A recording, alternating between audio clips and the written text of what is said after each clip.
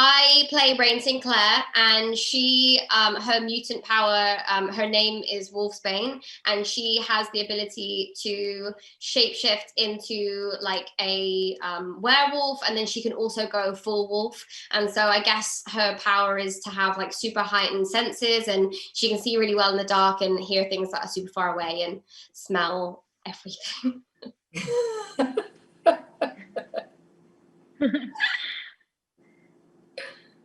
Hi, I play Danny Moonstar, and my power is to make people's deepest fears come to life. And it can like really physically hurt you, it can kill you. Yeah, it's a Mirage, which is my superhero name, Mirage. Yeah. I play Dr. Cecilia Reyes. She's the person taking care of this medical facility that has these young mutants, these new mutants. And she is a mutant herself. She can put force fields around her and around people. And she's someone that has a plan for these kids and is just trying to guide them through understanding their powers. All right, next question. How did you approach these characters, each of whom has suffered some pretty hardcore stuff? I imagine there is a fine line between playing your roles as someone the audience feels for and can relate to without making them whiny and annoying. Ooh, interesting question, girls.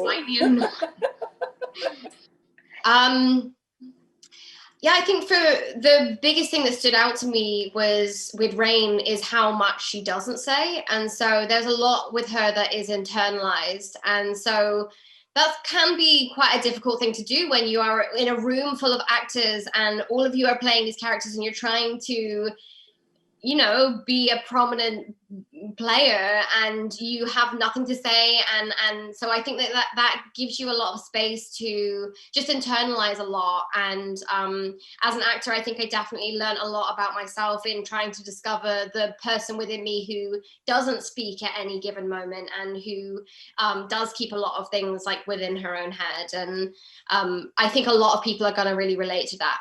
Me, not so much, because I can't stop talking. But people who are watching this film will.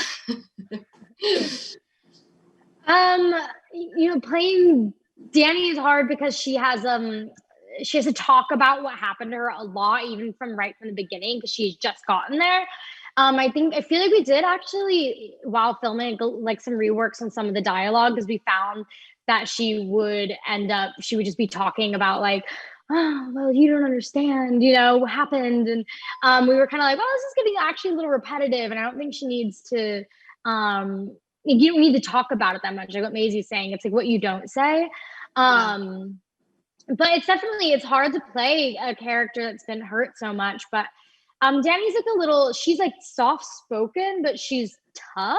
So she's like, I think she's like an in-between of Anya and Maisie's character, where she's like kind of like a little moody and aggressive, but she's also very shy and soft-spoken and like a little numbed out by all the pain that she's feeling. So I tried to go that direction instead of going into whiny.